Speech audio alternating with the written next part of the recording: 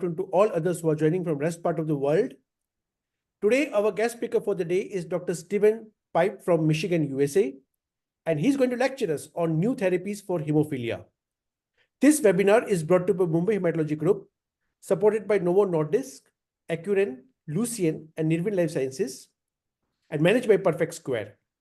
I thank Team Novo Nordisk, Accurent, Lucien, and Nirvin, Mr. Yash, Mr. Kalpesh, and the Team Perfect Square, Executive Committee of Mumbai Hematology Group. Our guest speaker for the day, Dr. Stephen Pipe from Ann Arbor, Michigan, USA. All our discussants who are themselves very eminent adult as well as pediatric hematologists, and you participants for sparing your Saturday evening, morning, and afternoon from whichever part of the world you're logged in. Tomorrow, that is Sunday, 16th of June, 2024, from 11:30 a.m. Indian Standard Time and 8 a.m. Belgium time, we have Dr. Cedric Herbens from Belgium speaking to us on living with a hemophilia-free mind, the new ambition of hemophilia care. Now it's the time to introduce our discussions for the day, and here displayed in alphabetical order.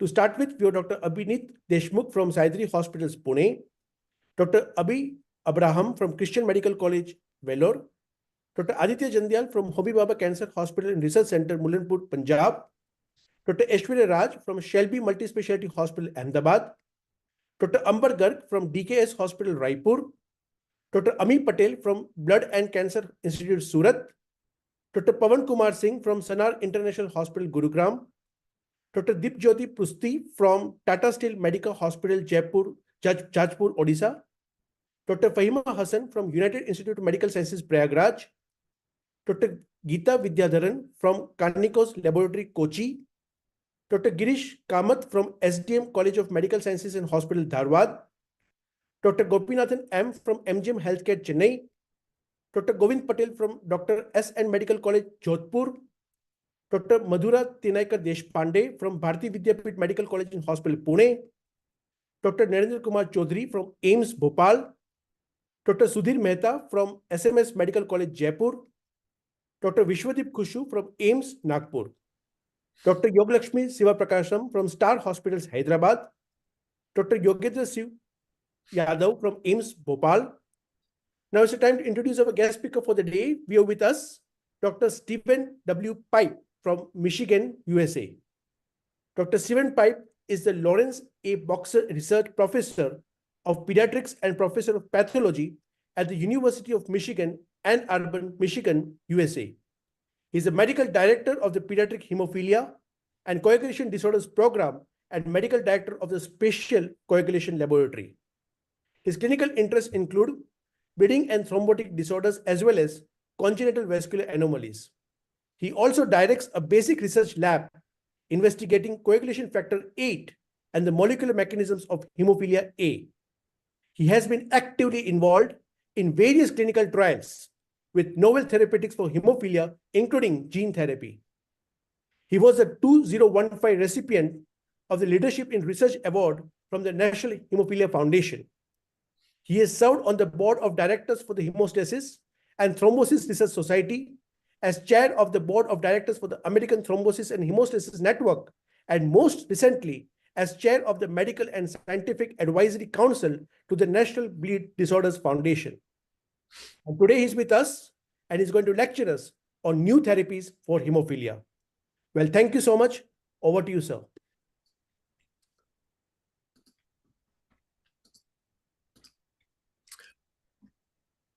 So thank you for that kind introduction, and I'm really pleased to join all of you today. I'm looking forward to updating you on some of the novel treatments for hemophilia. There's been a lot going on. We've been involved in a number of the clinical trials supporting these therapies.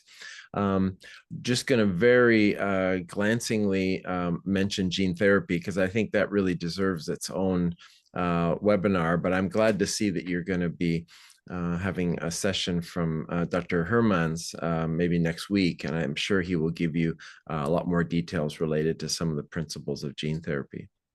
So these are my disclosures. I've consulted on almost all the programs I'm going to talk to you about today, as well as served as clinical investigator on many of the trials, but I have no personal stake in any of the commercial interests of these products. So for those of you who have managed hemophilia, this will be familiar to you, but just to level set for everybody, the hallmark of bleeding, particularly in severe hemophilia, is bleeding into joints or hemarthrosis. And we know that even a single hemarthrosis can actually set up a unfortunate vicious cycle of joint degradation.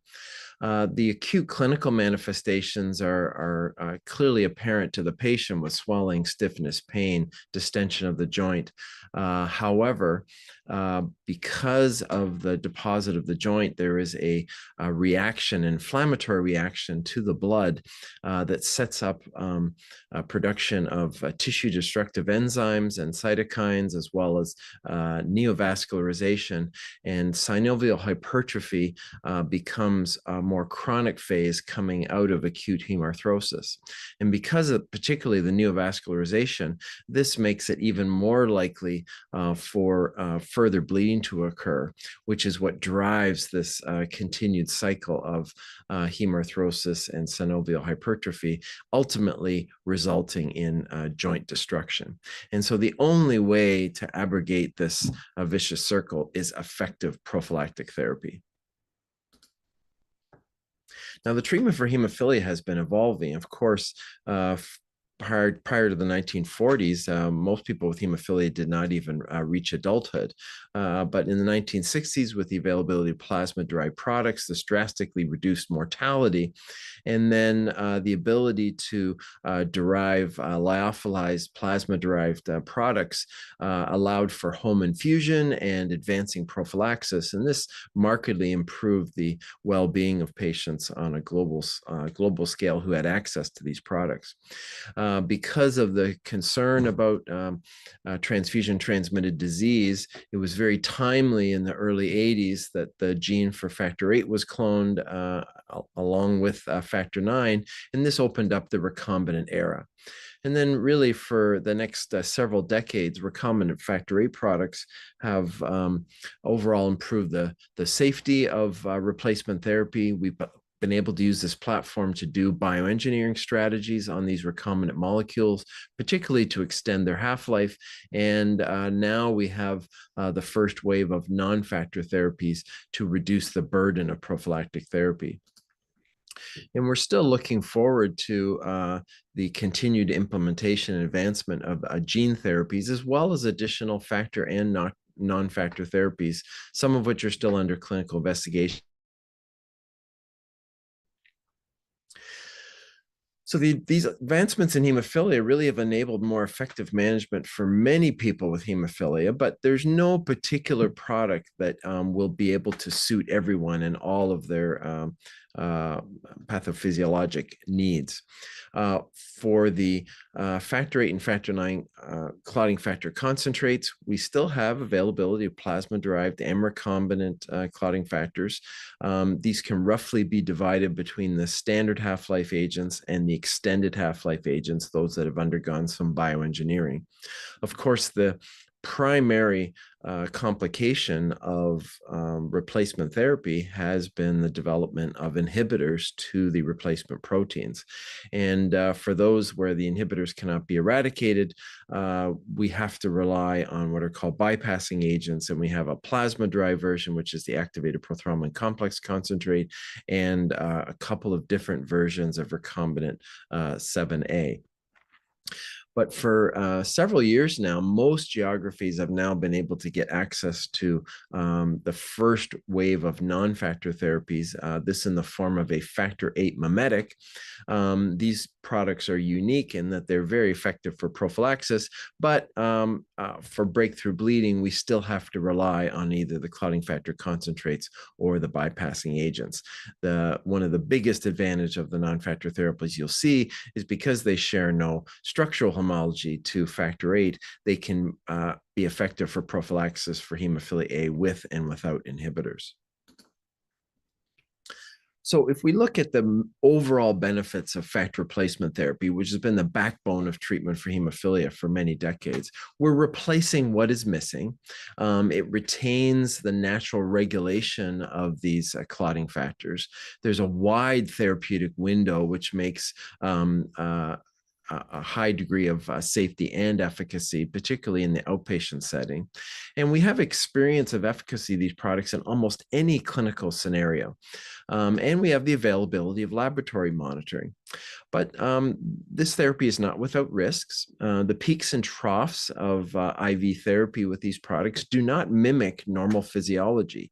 We all have steady state levels of hemostasis on an hourly basis. There are consequences for patients who, if they suffer challenges related to administering these products, and non-adherence leads to an immediate feedback of breakthrough bleeding.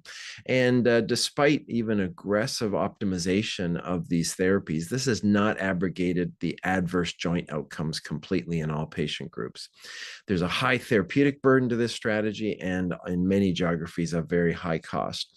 And these approaches aren't without adverse events. I mentioned inhibitors, but we've also seen thromboembolism with the use of clotting factor concentrates as well as bypassing agents. And data suggests that really higher factor levels are needed to provide improved protection from joint bleeds than we've been able to achieve with a lot of these strategies. A multivariate model from the Netherlands looked at patients' baseline endogenous levels of expression and correlated that with a risk of joint bleeding. And this suggested that factor levels had to be probably above 15% to avoid joint bleeds in the majority of the population. But other models have suggested that if you extrapolate from what we observe in non-severe hemophilia, perhaps patients need to have factor levels that are maintained above 30%. And in another model of prophylactic administration of factor VIII, it was suggested that in order for the majority of patients to have zero bleeds, levels maybe need to be maintained above 35%. And so the traditional replacement therapies have not been able to deliver on this, this goal. Now, I mentioned the bioengineering of the recombinant molecules. A number of technologies have been adopted to extend their half-life. FC fusion and albumin fusion for factor VIII and factor IX have had impressive impacts on enhancing the half-life of these products, as well as conjugates like glycopegylation. And this can include, pegylation, which can include glycopegylation, so targeted to the glycan groups, or even random or site-specific pegylation. But what these therapies of all, at least for the factor VIII products, have shown us is that almost all of them consolidate to a fairly modest prolongation of the half-life of factor VIII. If we look at the standard comparators with a half-life between 10 to say 13 hours, despite all of these innovations, which, FC fusion and pegylation, albumin fusion, these have resulted in 3 to 5-fold extension of the half-life of factor IX. But for factor VIII, we seem stuck at about 1.3 to 1.5-fold extension of the factor VIII half-life. And ultimately, this is shown to be dependent of these products to have stabilization by binding to von Willebrand factor. So what we're seeing here is the factor VIII here is being locked into the clearance pathways that are common to the factor VIII VDABF conjugate. So in order to increase the half-life of recombinant factor VIII even further with these strategies, we have to look for a way to decouple factor VIII from endogenous VDABF. And if you're familiar with the structure of von Willebrand factor, we now know that factor VIII binds to what's called the D' D3 portion of von Willebrand factor. And other studies have shown that this fragment of VDABF alone is capable of providing stabilization of the factor VIII molecule. So the major innovation to extended half-life for factor VIII came with this molecule, which is efanesoctocog alpha. And it has a number of innovations. So first of all, they took base molecule, this is an FC FC fusion version of factor VIII. So essentially the same as alocta or lactate, depending on what geography you're in. And then they conjugated it through covalent linkage to a recombinant D' D3 fragment of von Willebrand factor. So now it does not bind endogenous von Willebrand factor, and it achieves its stabilization in plasma by binding to this covalently linked fragment. In addition, they added these repeating sequence of polypeptides called extend sequences. These are hydrophilic sequences that comprise natural amino acids, and they provide additional protection of the molecule by buffering it away from clearance molecules. Despite these innovations, engineered thrombin cleavage sites were put into this molecule such that with activation with coagulation, the factor VIII FC version of this is fully activated, released from D' D3, and the X10 polypeptides are cleaved off, and then the molecule is free to exert its cofactor function in coagulation. So what's the impact of these series of innovations? Well, here in a sequential pharmacokinetic study, you can see this is the half-life observed with a standard half-life factor VIII agent. You see the modest increase in half-life with a pegylated version of factor VIII, so the traditional extended half-life factor VIIIs. But with the efanesoctocog, with all of those innovations I just showed you, you see there's a marked change in the pharmacokinetic behavior. Instead of this rapid decline in the early days after infusion, you see this high sustained factor level that's maintained for multiple days. And out towards a week, patients are still in the range of about 10 to 15%. And so this now is giving us half-life extension that's what we have seen or hoped with the factor IX molecules. And particularly the area under the curve is markedly improved with this strategy. So this was examined in an open label multi-center phase 3 study in previously treated patients with severe hemophilia. Some patients came into the program on-demand factor VIII therapy, and so they were initially treated with on-demand with efanesoctocog, then switched to weekly prophylaxis. And those who came in on prior prophylaxis were switched directly to weekly prophylaxis with efanesoctocog at a fixed dose of 50 units per kilo. And then the primary endpoint was the annualized bleed rate, as well as a number of other secondary endpoints. And what you can see is that there was really highly effective protection against bleeds that actually was superior to their prior factor VIII therapy if we look at the patients who came in on pre-study prophylaxis. So here you can see their annualized bleed rate with a median annualized bleed rate of 1, but a mean of 2.96, which is what we would typically see with most factor VIII prophylaxis regimens, including with prior extended half-life factor VIIIs. But here you see this 77% reduction in the mean ABR to less than 1 on weekly efanesoctocog alpha prophylaxis, with a median ABR of 0. And this maybe shouldn't be surprising based on this high sustained factor level that can be achieved with this product.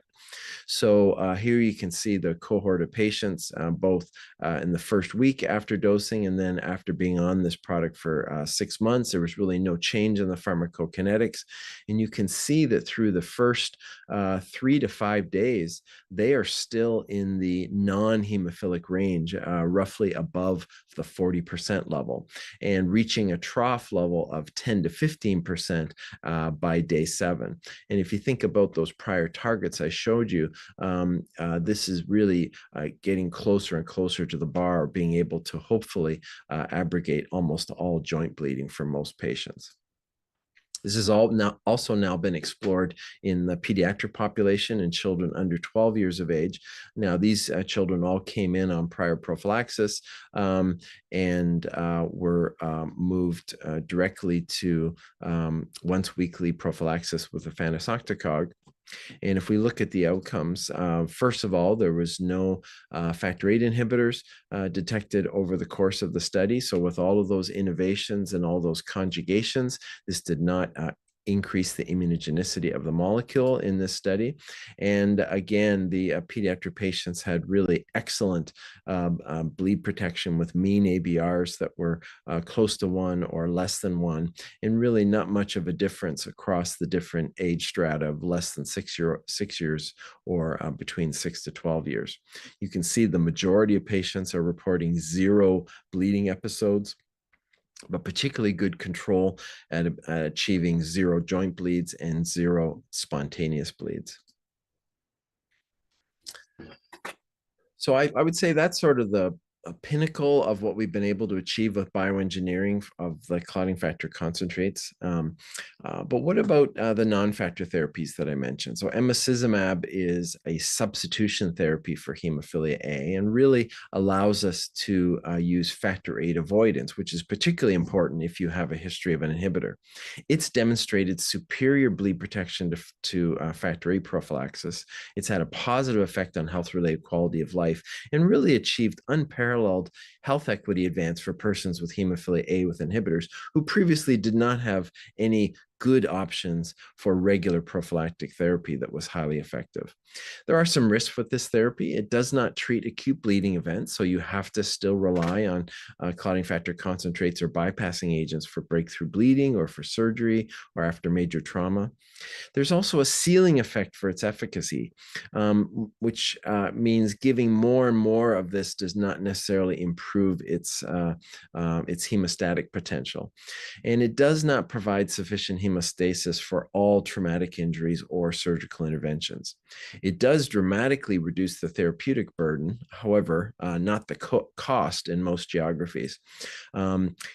You do lose some of the natural coagulation regulation because this is a mimetic. It's not the natural factor VIII molecule. And there have been some adverse events noted in the clinical trial programs, thromboembolism, as well as this unusual complication of a thrombotic microangiopathy.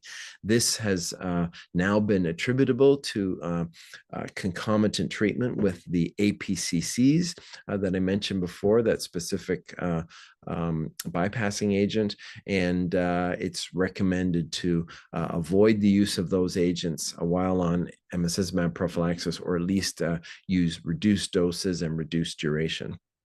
So we see this term, this need for risk mitigation, and this is a common theme you're going to see going forward with a lot of these novel therapeutics for hemophilia, is we can use these products safely as long as we follow some general principles. Well, what have we learned about the long-term efficacy of this bispecific antibody that binds to factor IXA and factor X to mimic the function of factor X? Well, the long-term efficacy, particularly in patients without factor VIII inhibitors, comes from 2 trials, HAVEN 3 and HAVEN 4, where they've now been followed for almost 5 years. And you can see the number of participants from HAVEN 3 as well as from HAVEN 4. And this is just focusing on those who do not have inhibitors. And what we see is that over a long period of follow-up, they have maintained consistent, excellent bleed control with mean annualized bleed rates that are right around 1 or even less than 1 in many patients. And really no new or unexpected safety signals have been observed over long-term follow-up for these patients. There has been a few patients that have had some dose up titration, and in very specific circumstances that may have a benefit for some patients. But in general, this is a fixed per kilo dosing regimen that is highly effective for the vast majority of patients, and really no evidence of any long-term drop-up of efficacy. And we're really seeing good impact on health-related quality of life and joint outcomes from this strategy. Well, how much of a hemostatic correction is this? Well, if we look at, because it's not factor VIII, we can't use the traditional assays for assessing its efficacy. From a hemophilia A mouse model that was looking at an in vivo bleeding strategy, when emicizumab is administered in this model, it was suggested that its standard plasma half-life standard plasma levels that can be achieved with traditional dosing. This maybe has a factor VIII equivalence of around 9 to 10%. So it's solidly in the mild hemophilia range. Other strategies such as whole blood, thrombin generation assays. These have suggested that the factor VIII equivalence may be above 10% in all patients, and some are maybe between a range of 10 to 40%. There's other models that support that this is a correction to a mild hemophilia phenotype. So that's the posture we take in managing patients. We assume that they now have a mild hemophilia A phenotype and then manage them accordingly. So the question is can we improve and maybe modulate the hemostatic benefit with these bispecific antibodies? So there are next generation factor VIII mimetics that are under investigation. MyMate uses a similar mechanism of action of emicizumab, except they've done some additional innovations. The monovalent anti-factor IXA arm now better stimulates factor IXA proteolytic activity to activate factor X, and this results in a increased potency between 13 to 18 times versus emicizumab. And a phase 2 study has supported either weekly to monthly dosing with effective bleed control above the lowest dose cohorts. And if we look here at this graph at the bottom, you can see that there's about a 1 log shift in the efficacy with this enhanced bispecific antibody. So we're getting really similar thrombin peak height at about a 1 log lower plasma level of MyMate. And in some cases now we can modulate the thrombin height to even higher levels that can be achieved with emicizumab. Another second generation factor VIII mimetic is coming from Chugai, which originally developed emicizumab. And they've done additional optimization of the emicizumab-derived heavy chains that are paired with 2 new distinct light chains. And this now provides a comparable activity to emicizumab at about a 30-fold lower concentration. If we use tissue factor triggered thrombin generation, this actually just suggests that this molecule NXT007 can achieve non-hemophilic range of coagulation activity. We've not been able to achieve that with emicizumab previously. So if we look here, this is recombinant factor VIII levels in this assay across a range up to about 100% level of correction of factor VIII. And this is the range of peak height on thrombin generation that can be achieved. Here's what can be achieved with increasing doses of emicizumab. But what you see with NXT007 is that now, for the first time, we can get well into the non-hemophilic range with a bispecific antibody. So hopefully this will continue to move forward in the clinical trials, and this may take us to a new tier of protection with these bispecific antibodies. Now, something to note here, in a healthy volunteer study, 9 of the 30 subjects and 4 of 6 in the highest dose cohort did develop anti-drug antibodies that affected the clearance of NXT007. We don't know if these yet cross-react with emicizumab as well, but this is something that will definitely have to be evaluated in the ongoing clinical development program.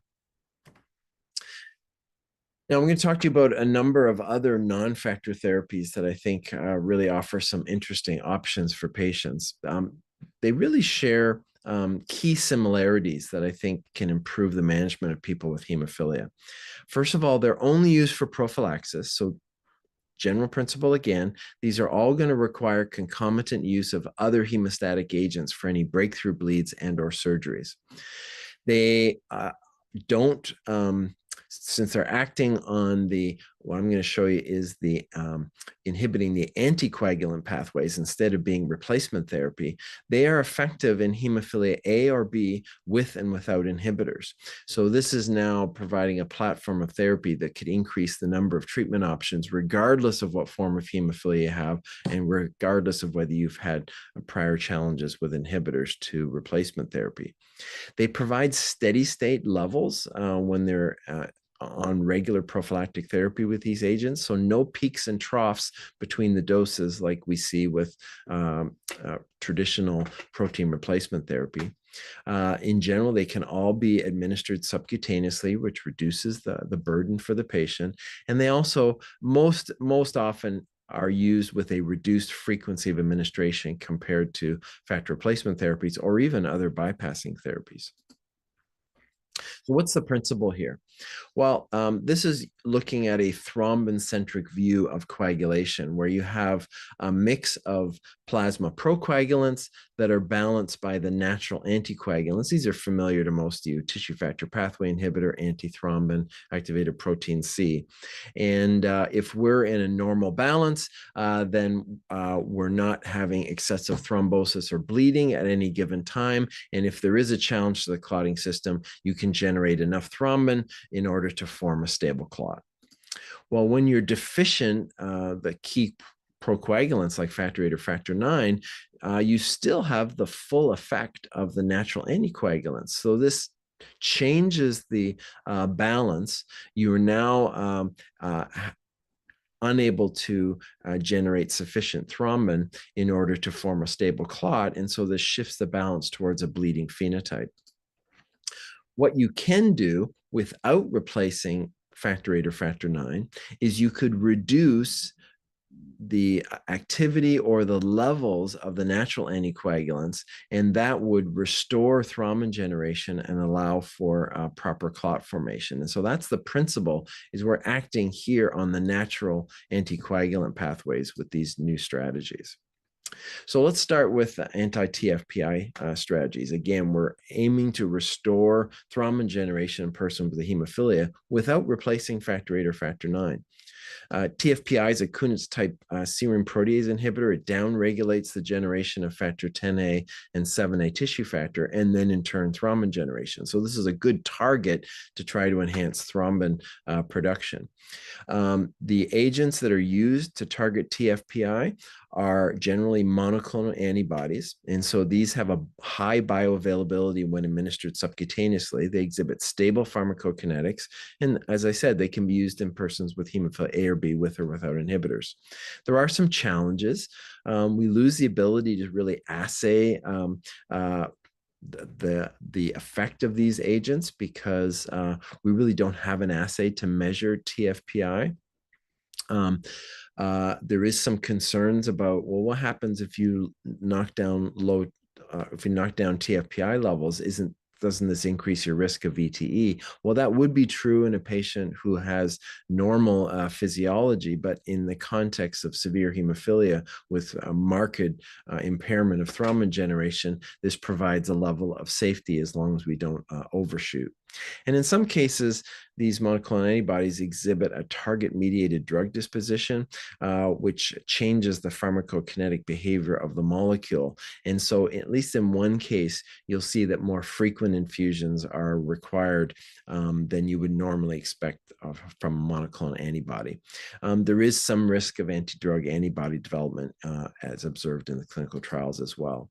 So concizumab is the first one that has been approved in this category. And one of the aspects, this molecule did demonstrate the target-mediated drug disposition, and so it has to actually be given daily in order to compensate for the impact on the pharmacokinetics.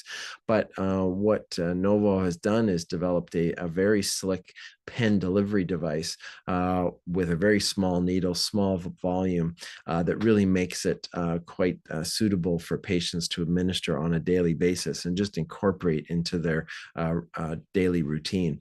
You can see that the mean annualized bleed rate is quite low for patients who are on daily dosing of concizumab.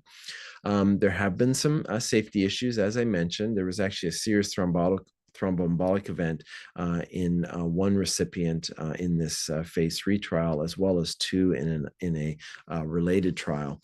So the trial was paused, and again, risk mitigation measures were implemented. This was deemed to be related to co-administration of breakthrough bleed management agents, CFCs, and bypassing agents. So there's recommendations for the use of those agents concomitantly with concizumab. And as the trial has been restarted, I don't believe there's been any additional thrombotic events observed by following this risk mitigation. Marstacimab is another monoclonal antibody that probably is close to approval. This is used as a fixed weekly dosing after a loading dose, and it has also shown good efficacy in the clinical trials with good bleed protection.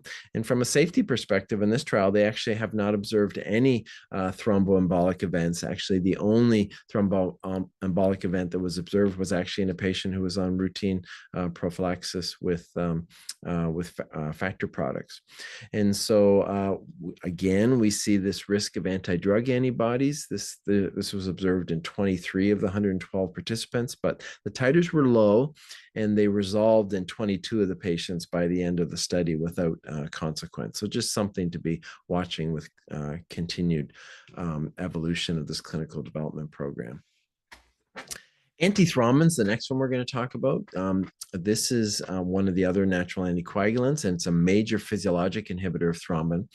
People with severe hemophilia can present with a milder clinical bleeding phenotype if they co-inherit so-called thrombophilic traits, including lower levels of antithrombin. Antithrombin deficiency will improve thrombin generation in hemophilia, and it can lead to an overall decrease in bleeding. So the strategy that's been employed to knock down antithrombin levels is a investigational small interfering RNA molecule known as fitusiran. And so the trick for getting this siRNA into the site of synthesis of antithrombin is to get it to be taken up by the hepatocyte. So to do that, a GalNAc conjugate is placed onto the siRNA that gets recognized by the asialoglycoprotein receptor. It gets taken up into these clathrin-coated vesicles. The molecule assembles within this RNA-induced silencing complex, and it matches up with the antithrombin RNA, and it cleaves the RNA, which leads to reduced protein synthesis of antithrombin. And so you get a progressive knockdown of antithrombin, and as our model that I introduced, this will enhance thrombin generation even without adding any additional factor 8 or factor 9 to the patient's plasma. So targeting antithrombin in this way leads to a sustained knockdown of antithrombin. We actually can monitor in this case because we can measure antithrombin levels, so we can follow how far the antithrombin gets knocked down. This fitusiran has low immunogenicity, so we're not been seeing the challenge of anti-drug antibodies. And again, this will have broad application clinically. Now, you would worry about risk of thrombosis because of the antithrombin deficiency, but we're giving this in a context of severely impaired thrombin generation. So this helps reduce that risk. However, if you then treat with a clotting factor concentrate or bypassing agents, you're going to further balance or potentially overbalance on that model I showed you. And so again, risk mitigation was introduced to make sure that clinicians are using much, much lower replacement therapy when patients need it for breakthrough bleeding or for surgeries. There's also been some other side effects related to this, particularly transaminase elevations and some hepatobiliary events, which I'm going to show you next. So what have the phase 3 trials showed us so far? This has been examined in adolescents and adults with hemophilia A or B, with and without inhibitors, as well as in patients who were previously on prophylaxis with either clotting factor concentrates or bypassing agents. And it's actually a very large clinical trial program. There is a pediatric trial that's currently ongoing, and it will still have to go to completion over the next couple of years. But what you can see here is that shortly after administration of fitusiran and then continuing with monthly prophylaxis, you see this drop in the antithrombin levels, and it goes down to levels that are between 10 to 20%, at least on the dosing that was used in the phase 3 study. If we look at the effect on thrombin generation, we see this concomitant increase of thrombin, and actually the healthy volunteer thrombin generation levels really start right about here. So this is really enhancing thrombin generation that's abutting on what we would see in the non-affected population. This was highly effective compared to patients who were previously on demand. There was a 90% reduction in annualized bleed rate. But really the important information, well, how did it compare to their prior prophylaxis with either factor concentrates or bypassing agents?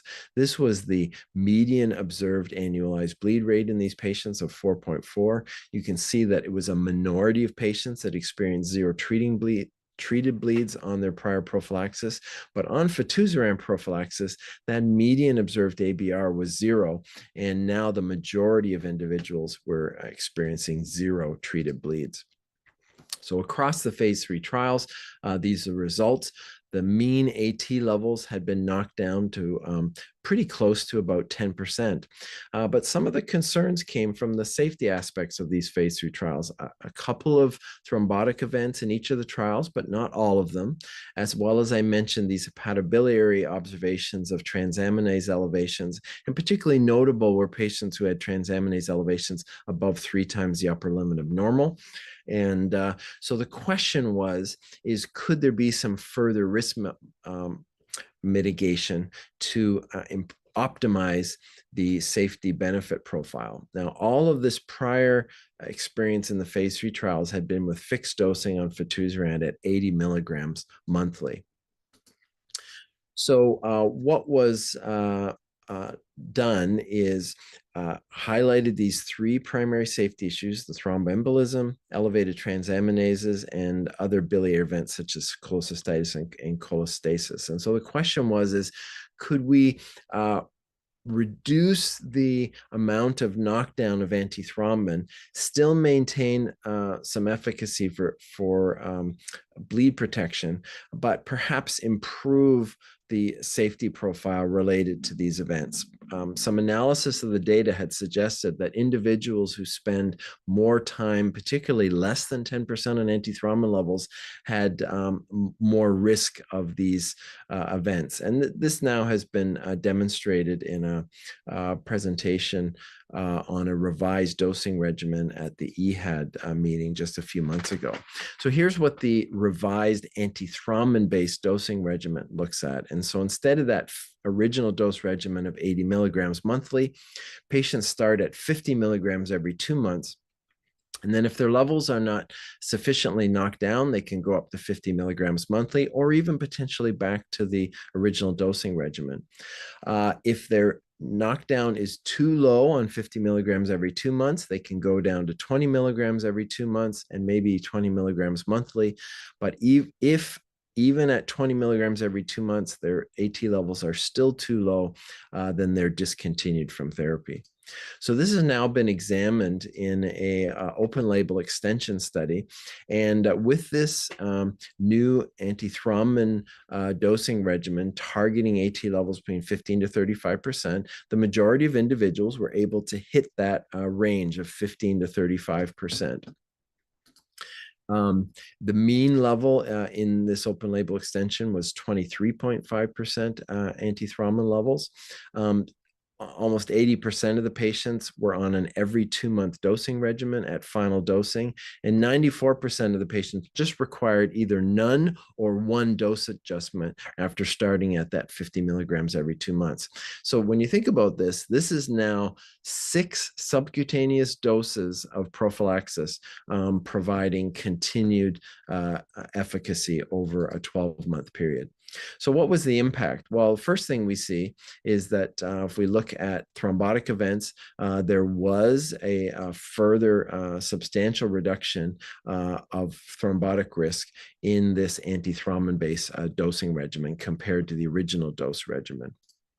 If we look at the hepatobiliary events like elevations in ALT and AST, greater than 3 times the upper limit normal, as well as cholecystitis and cholelithiasis, there was also a marked reduction in these observations in the open label extension on the antithrombin-based dosing regimen. So overall, it looks like this has optimized the safety side of the equation.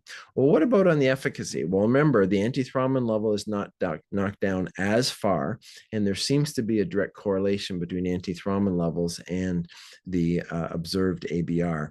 So the ABRs are a little bit higher here than they were on the previous degree of knockdown, and a little bit lower proportion of patients of who have 0 bleeds.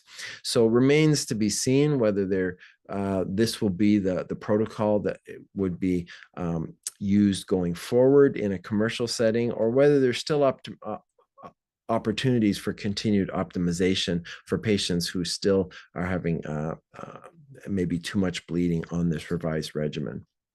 And it's effective for spontaneous bleeding as well as joint bleeds. That's what these additional graphs are showing here.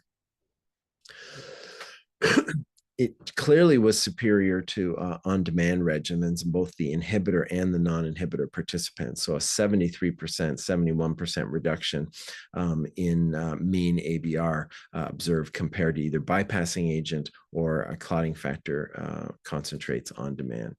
And so this is that correlation we see between the antithrombin knockdown and antithrombin levels. And so I think there would be opportunity here for maybe some additional modulation depending on where people's bleed rates are related to their specific antithrombin knockdown. So the last program I want to show you was targeting activated protein C. So you know that APC is a serine protease that downregulates factor Xa generation and in turn thrombin generation through degradation of factors 5A and factor 8A. Here, they're using a serine protease inhibitor called SerpinPC. It's got a long half-life. It can be administered subcutaneously. It's got low immunogenicity, and it's got pan-hemostatic effect, Hem A or B, with and without inhibitors. Again, perhaps a venous thrombosis risk, unless there's some risk mitigation related to being careful with additional uses of clotting factor concentrates or bypassing agents. And APC does have some other functions related to modulation of inflammation and cytoprotective functions, but there's a reason from the biology of the SerpinPC to think that those functions are not impaired with this strategy. This has now been observed in ongoing clinical trial program. I'm going to show you some updated data that was presented at ASH end of last year on a weekly fixed dosing of 1.2 milligrams per kilogram every 2 weeks. And here you can see this was the patient's baseline on their on-demand therapy. You can see these were very high bleeders, up to more than 30 bleeds annualized on their on-demand treatment. And you can see that there was really highly effective protection with this SerpinPC, 96% median reduction from baseline in all bleed ABR. a 1.0 median all bleed ABR, and all 20 patients who came into the study with target joints before exposure to serpin PC had resolution. There was just 2 subjects who still had a target joint at the end of this part 5 phase. So this looks like a promising agent, and maybe distinguishing it from some of the other agents is they haven't seen any thromboembolic events in this trial so far, low risk of anti-drug antibodies, and no significant modulation of the D-dimer. And so maybe this isn't increasing the baseline overall thrombin generation, but only on a needed basis when coagulation is activated. There is another target for APC. This is a monoclonal antibody that targets APC. And this would have a similar mode of action. And phase 1 studies with this are just initiating this later this year. So what we see with these emerging non-factor therapies is whether it's AT lowering, anti-TFPI, or anti-APC, these can be used in generally with a low frequency of administration, all via sub-Q, and really offer an potential to improve prophylactic outcomes for patients, certainly are easier to adhere to these regimens, and really has a possibility of improving the quality of life for people with hemophilia. So this is where we're at with traditional factor prophylaxis, some of the features that we talked about today, the bispecific antibodies, including some additional innovations that maybe hope to improve on that. But I think gene therapy, that'll be a discussion for another day, but this retains some of the features of the ability to monitor the factor levels that are achieved. You do get the steady state correction with the endogenous expression from gene therapy. However, even though it's a one-time treatment, there's still some question about durability, as well as some challenges of inter-individual variability in response and durability. So this is going to be ongoing investigations in this space as well.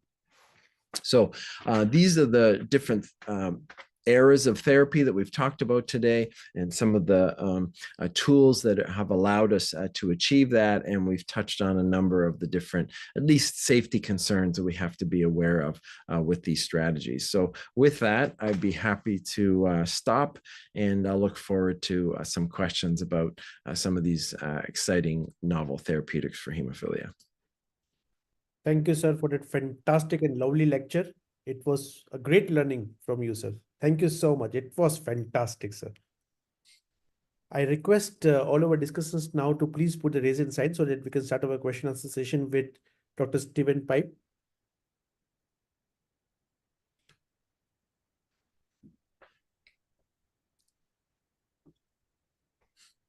So, Dr. Govind Patel, do you have a question? You're muted, sir. Dr. Govind Patel. Thank you, sir, for very elaborated and the very nice presentation. Where do you put the concizumab in the management of the hemophilia at present scenarios? So sorry, you're asking how would I envision using concizumab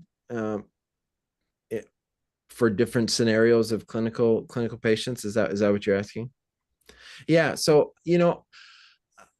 there's something to be said about a daily regimen, so how you incorporate it into your routine. And that's what the patients in the trials have really been able to achieve. They said, really, this was a nice delivery device. I could just make sure that I did this on a daily basis. You get a nice steady state inhibition of your TFPI and improvement in your overall thrombin generation. And you saw the clinical results with that strategy. So even though it's obviously a more frequent administration than we see with some of these other non-factor therapies, I think with the right patient who's willing to incorporate this into their daily life, this can be a highly effective therapy. And I think the real hook here for the patients is the delivery device. Having a pen that's a really inconsequential injection for most patients, I think this is potentially attractive. Okay. Can they use it in the acute bleed, sir? So it's not going to be effective for acute bleed management. So all these non-factor therapies, we have to be thinking about them solely as primarily prophylactic agents. Right, sir. Thank you, sir. Thank you, Dr. Govind. Dr. Gopinathan M., your question, please. Good evening, sir. Thanks for the nice lecture. First question is like during fitness-run molecule when we were discussing, you had explaining about zero bleed rate. So can I know what is zero bleed rate, sir? Well, So are you asking what proportion of patients had zero bleeds? yeah.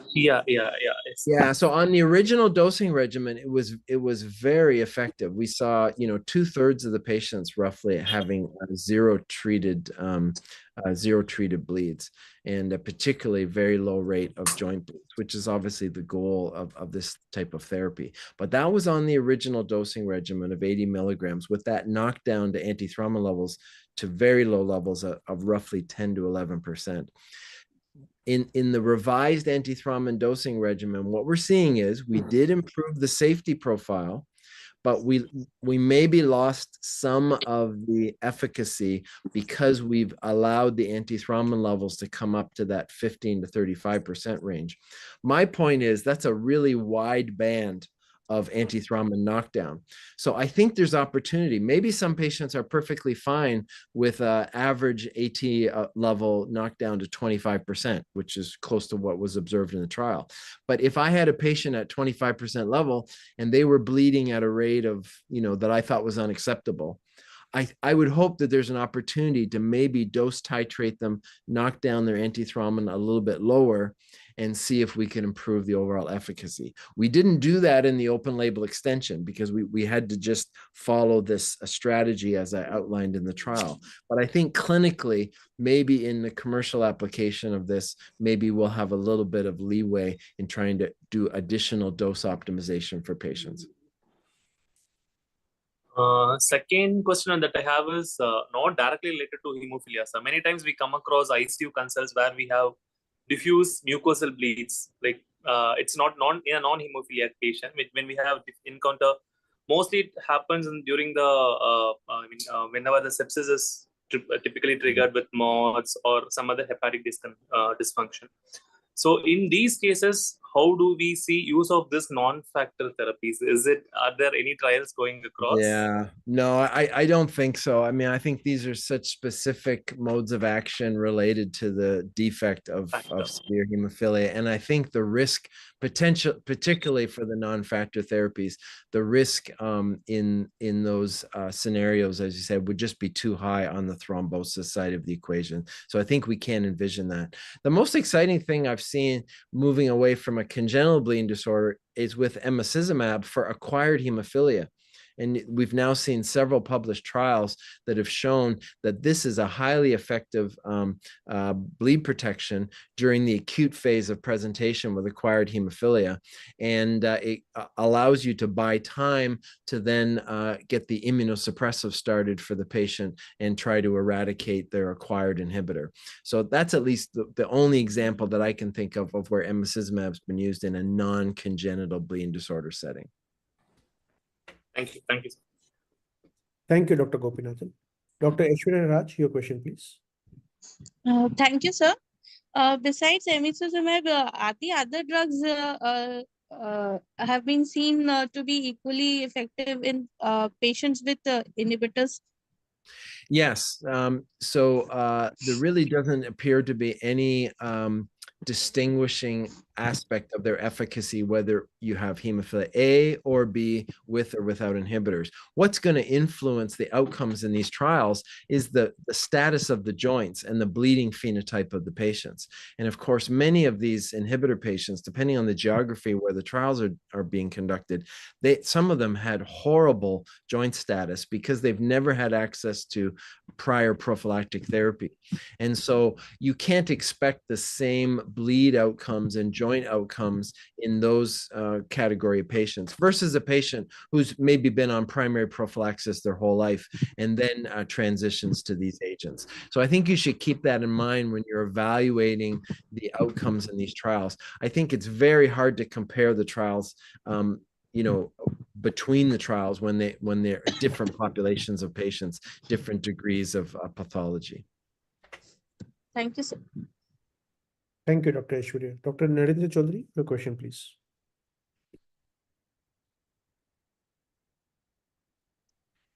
Thank you very much, sir.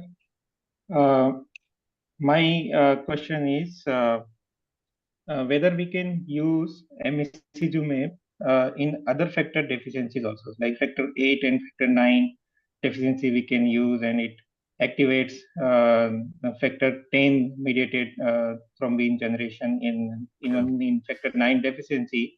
So Yeah. what about like von Willebrand disease or factor 7 deficiency? Yeah, so there's been some in vitro work that have suggested that maybe in mild forms of hemophilia B, emicizumab could have some efficacy. But if you have severe Hem B, there's no factor 9, and so the emicizumab is not going to be able to bridge because there's no factor 9 present.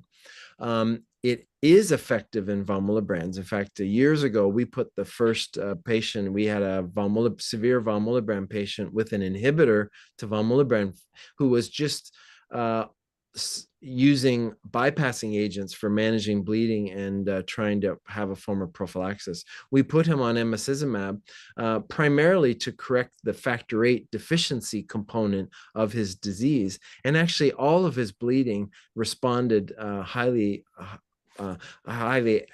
effective to emicizumab. And now since then, many patients around the world with severe von Willebrand's have benefited from use of emicizumab. And this is now subject of an ongoing trial.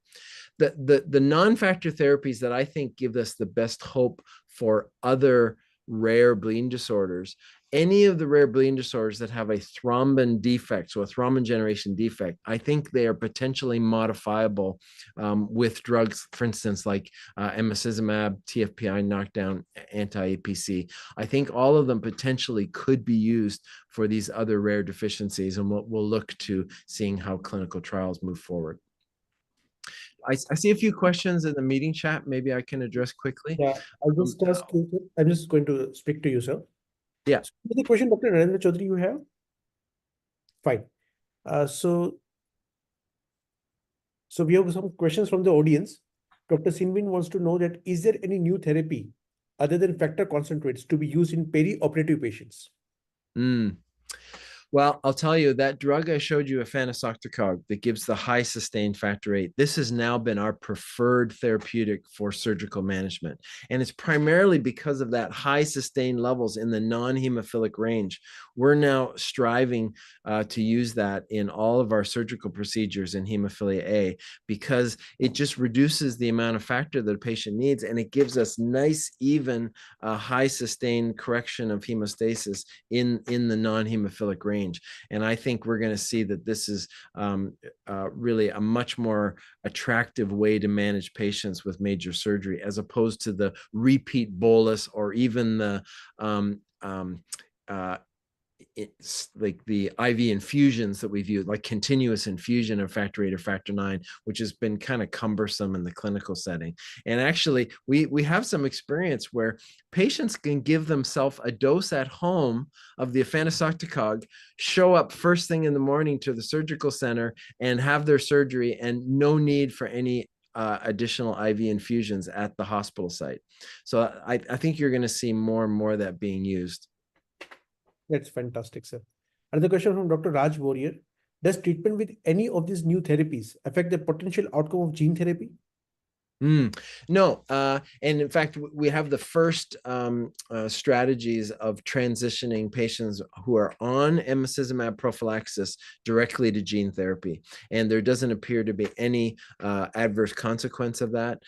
As the factor 8 level comes up, you will have stopped the emicizumab, and it's gradually declining over several months, and there's no adverse synergy between the endogenous factor 8 levels and the remaining emicizumab on board. And so this actually is a very seamless transition.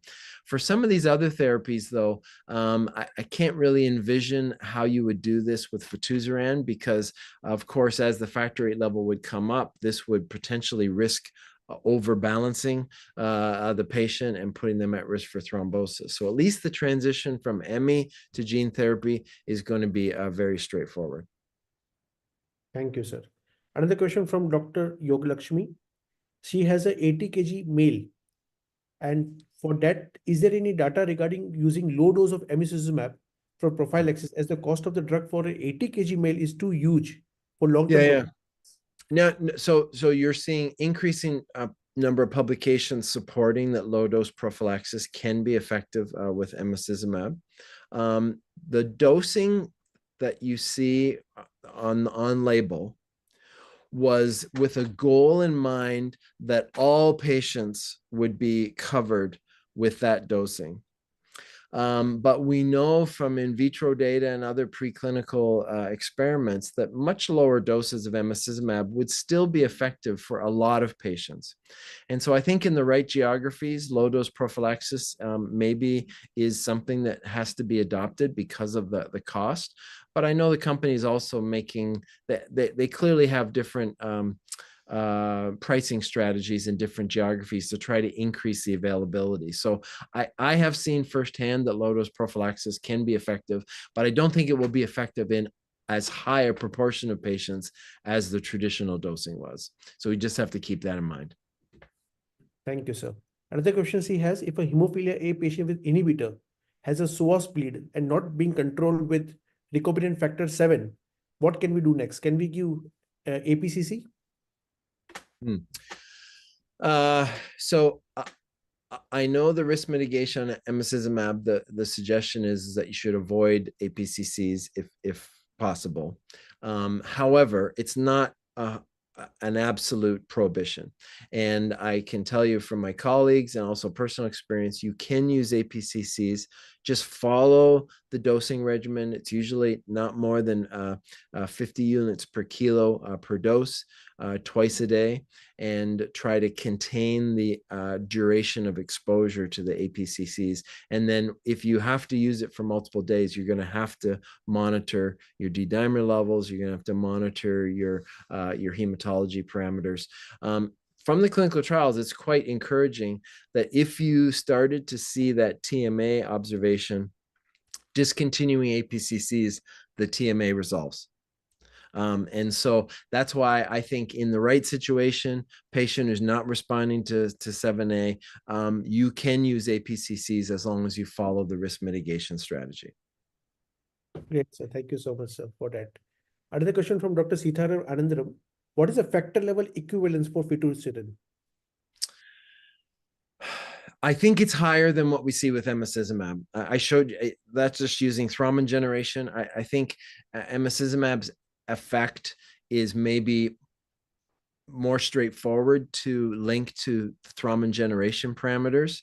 And so the fact that we're seeing a good number of patients that are starting to overlap with the healthy volunteer range of thrombin parameters suggests to me that the tier, at least at the prior dosing, the 80 milligram monthly dosing, I think the tier of hemostatic equivalency we're getting is abutting on the normal range. So probably higher than what we have come to be used to with emicizumab.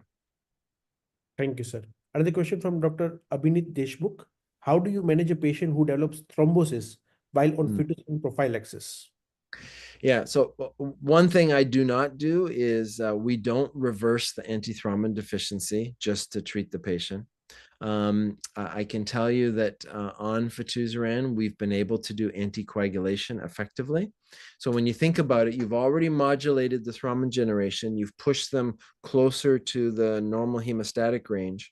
So what you don't want to do is flip them back to a bleeding phenotype by reversing their antithrombin deficiency and then having to use both clotting factor concentrates as well as an anticoagulant. So my approach had been, if you had a thrombotic event, that we would just treat them like any other individual had a thrombotic event, and we would use the appropriate anticoagulation. And I have been able to do that in at least one individual, and their bleeding was really not modulated, particularly on the anticoagulant. Thank you, sir. Another question from Dr. Sitharam Anandaram. Is concizumab or fitusiran an option for platelet function disorders like Gleason thromboasthenia? We don't know. I think this is a good thought. We know that thrombin generation is a part of the defect of some of these platelet disorders. Whether those agents specifically can modulate that, I think remains to be seen. So I think if there is some clinical trial experience that develops, then we'll have to learn together. But I've not seen any data to support that yet. Thank you, sir. Another question from Dr. Rahul. What is the reason behind it? Why amicism can't be used in active bleed? It's just the pharmacokinetics of the sub-Q absorption and the fact that you're not ever normalizing the hemostatic potential in the plasma.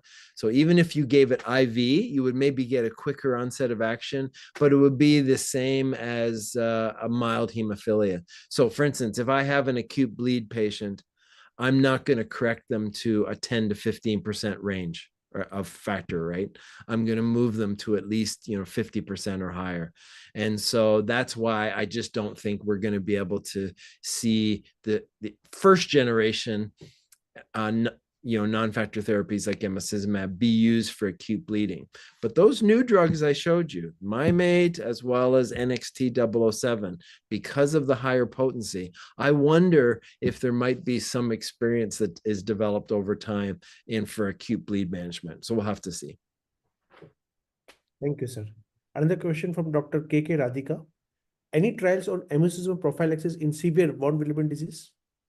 Yeah, there are active trials, at least in the US. I'm aware of one. I can't remember if in the European geography, they're also doing an active trial. But yes, you're going to see that data coming out over the next couple of years. Thank you, sir. Another question from Dr. Raj Purier. In US, are the labs doing routinely a thrombin generation test? And how expensive is that? Yeah, no, not routinely. Even within the US, there's just a handful of labs who are using this clinically. Even at our center, we're not using thrombin generation clinically, although we have access to do it, for research purposes. I think as these agents become more commercially available, maybe there'll be some motivation to have access to that. Thank you, sir. Another question from Dr. K.K. Radhika. In obese overweight patients, what is the dose of emicizumab? Is it calculated based on actual body weight or adjusted body weight? So in general, we continue to use by body weight, but I don't know that there's any upper limit that I've seen a lack of efficacy. I think I wouldn't really be concerned until I got to levels that are maybe above 150 kilogram range. And so I think at that level, I'd probably cap my dosing, at around 150 kilos. So, it's a sub-Q absorption, but it's an intravascular distribution drug, or extravascular and intravascular. So I think I probably would not continue to escalate my per kilo dosing well beyond 150. And we have some heavier patients, even in Michigan, that we've dosed that are in that range, and they've still done pretty well following that strategy. Thank you. And the last question from Dr. Thomas Kuncheria, a little bit different from your talk, sir. But what is your experience with surgical management of patients with mild factor 7 deficiency? Due to logistic reasons of factor 7 assay, which is not easily available, can we monitor just PT-INR and proceed with surgery? Yeah. So you're going to see, because we're limited to using recombinant 7A, the PT fully corrects at almost any dosing that we use. So the monitoring really isn't a key aspect of managing these patients. But because in the factor 7 deficiency, you're not competing with endogenous factor 7 like you are in an inhibitor patient, you can use much, much lower doses of recombinant 7A. So our surgical approach, we're usually using about 30 micrograms per kilo dosing for surgical management, even in severe forms of factor 7 deficiency. And repeat dosing is usually not needed more than every 6 to 8 or even 12 hours with that strategy. And so I think our experience with 7A as a treatment modality for severe 7 has been quite good using that approach. Thank you, sir. And one last question just popped up.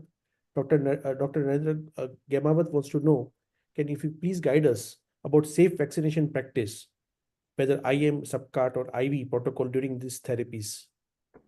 Yeah.